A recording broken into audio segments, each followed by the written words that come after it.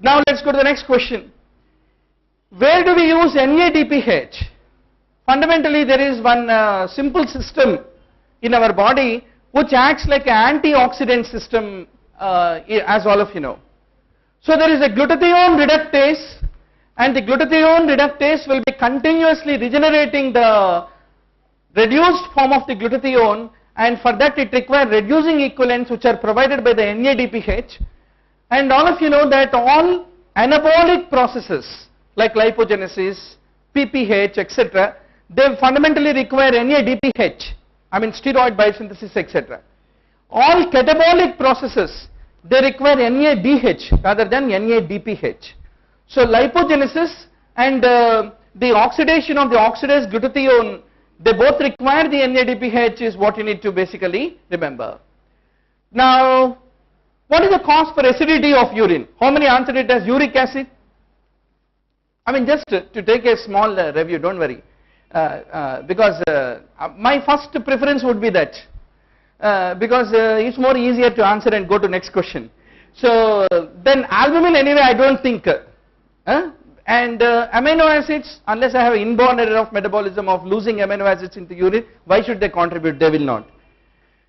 But the truth is, it is the acid phosphates which are the major contributors for the acidity of the urine, is what we need to fundamentally remember.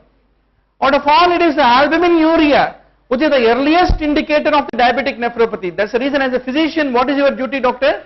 24-hour urine albumin levels, one full day, is what you have to check for periodically, at least once in 6 months, for the case who is diagnosed with diabetes, is a part of our protocol. Then where do you have a hook-shaped vertebrae? Sensitive marker. See, I have diabetes, right? I have glucose intolerance, I am being diagnosed as diabetes. I come to you as a patient and say, doctor, in internet I read that people's kidney will fail because of diabetes. Is my kidney failing or not? Can you tell me? What you will say? Get your creatinine check. You can't say. Because my kidney may be failing on one side, still my creatinine may be normal until a good period of time, until the entire kidney is burnt out. So I will say that get your albumin checked. Even if there is a microalbuminuria, it is an early stage that, oh, you have an initial stage of diabetic nephropathy, is what you must tell your patient. Start a ACE inhibitor, start a lipid, statin, and then you tell your patient that it is very early stages, try to maintain your sugar well and try to have lifestyle modification. So I think that the story is clear, doctor, that albuminuria, it is being talked, debated, campaigned as the most sensitive marker of early detection of diabetic nephropathy. As a clinician, we should not ignore to get it checked in all our diabetic patients who are being diagnosed. Now, where do you have a hook-shaped vertebrae? So this is a clear-cut bouncer. Unless you have read small books, what are they? Sharp, then Missile. You have a lot of new modern books, right? So you need to know that this is a patient of Hurler syndrome, the facial features. Now, grossly the mucopolysaccharidosis, what is the division? They are being divided with dysmorphic syndromes, Hurler's, Hunter's and Montieu's Lamy. It sounds like a French wine bottle. Then with learning difficulties, behavioral disturbances they can present, which is called Sanfilippo's type of mucopolysaccharidosis. They can have severe bone dysplasias. Morqueo's is one such example. Now this is, if you take the patient of Hurler syndrome, what are the two classical radiological features? There can be a platyspondyle. Classically, the vertebrae will have a flat base, platyspondyle. And there is a beaked lumbar vertebrae, which is a classical feature. Are you able to appreciate, doctor? Beaked, which is called hooked vertebrae, is a classical feature in the case of the Hurlers, is what you need to fundamentally understand. Similarly, there can be a enlarged sella turcica, which is another important feature of the Hurler syndrome, is what I want to finally conclude. And in Hurler, another important feature is the metacarpals will be pointing in nature. So pointing metacarpals is another important feature of the Hurler syndrome. Now contracture of the wrists, elbows is seen in which type of limb girdle dystrophy? It is? I come to the point. But let me honestly tell you, doctor, in entire 3 years of MD and after that practicing another 5 years, I have not seen multiple variants of limb girdle dystrophy. So as a teacher with about 8 years experience post MBBS and with MD, expecting you to know that is a big number game. So no regrets if you did it wrong, let me tell you first. Now let us talk about limb girdle muscle dystrophy. We used to always say 3 Ds about neurology. You also know that? D for discuss, D for debate, D for discharge. So finally, a progressive neuromuscular disorder, what you can do? You can't do anything. You will write A to Z multivitamin tablet and tell the patient that don't forget to come in June. Why will you say patient don't forget to come in June?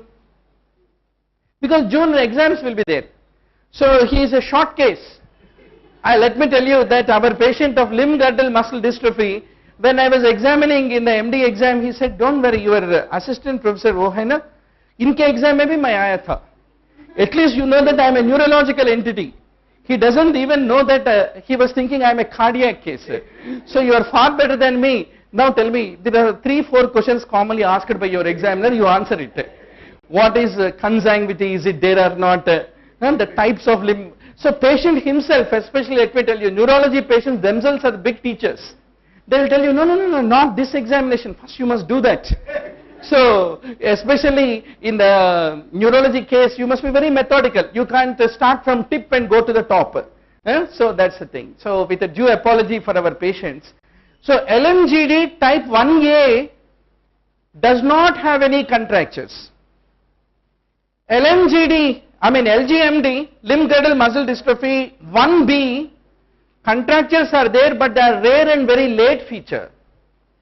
Then LMGD type 2C, 2D, 2E and 2F, all these are called as the sacroglycanopathies, and in them there is a contracture of Achilles tendon, severe lumbar lordosis, and they are the ones who basically show the classical features of the gastrocnemius involvement with the contracture involving the Achilles tendon also.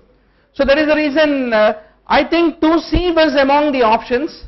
Was it 2G was among the options, you mean to say? Okay, what are all the sacroglycanopathies? G is not there in the sacroglycanopathies. Even if it is a cupboard in the Harrison also, not just a box. I can bet that 2A versus 2C is 2C, 2D, 2E, 2F, they have a gastrocnemius involvement, 2A doesn't have. So, but anyway, assume that teacher is wrong when he is, overriding you. So, because we came well prepared for this session.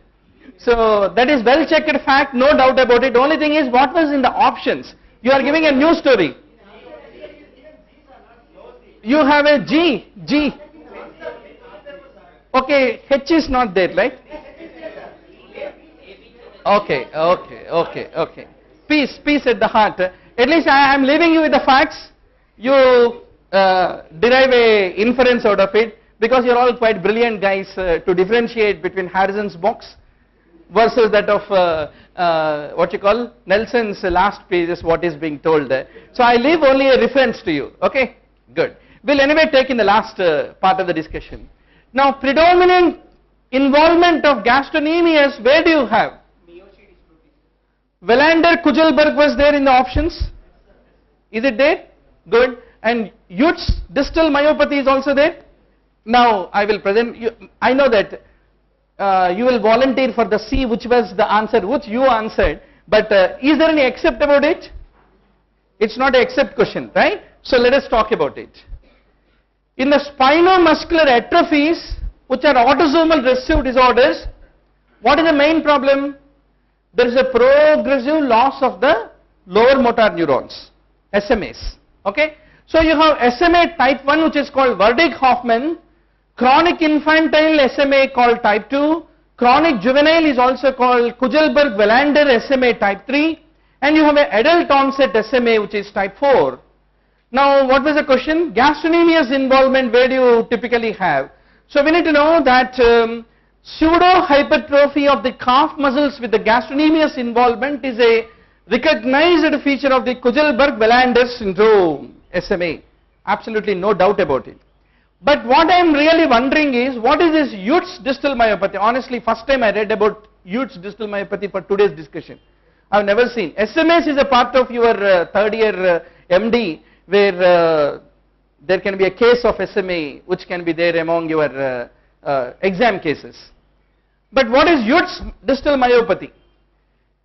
In this, there is a weakness of ankle dorsiflexion, inability to walk on the heels, and there is an involvement of there is a development of foot drop, which is a part of it, and the involvement of the calf muscles. So that's the reason I am not sure what was there in the original examiner's mind between A is true, definitely true, and B, I don't know whether it is really there among the options or not. If it is there, it has got an involvement of calf, and I don't know what was there in C and D. Okay, so you can just write the remaining two options. We'll take for the debate in the end. Okay, so now let's go to the next question. What do you do with a choledochal cyst?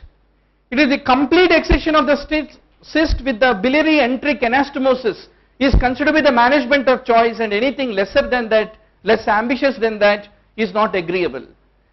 And it can lead to cholangitis, pancreatitis, cholangiocarcinoma if you try to do anything lesser than excision, is what I want to underscore. Heliotrope rash, all of you know, is a very important cardinal manifestation of the dermatomyositis, where you have symmetric confluent purple red eruption on the eyelids and periorbital tissues.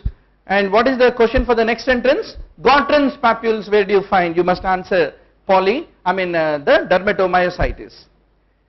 This is a question, we will have a fight. HCV virus, what is your answer, doctor? Let us take consensus answers. Lichen planus, I think all of you agree, because HCV positive patients with lichenoid lesions, as a house surgeon you must have seen a good number of cases, at least a couple of cases. Okay. Now cryoglobulinemia, vasculitis, HCV, okay, it sounds reasonable. What is this porphyria cutanea tarda, and is there any relation with HCV? I think predominant wrong answer would have been C. All of you, how many answered it as porphyria cutanea tarda? Okay, even I would have answered that, but I'll give you a little literature support on that. There are certain dermatological manifestations of HCV in which the cause is unknown. One of that is the porphyria cutanea tarda, where there is one of the risk factors for the porphyria cutanea tarda is a concomitant presence of the HCV seropositivity is what you need to basically remember.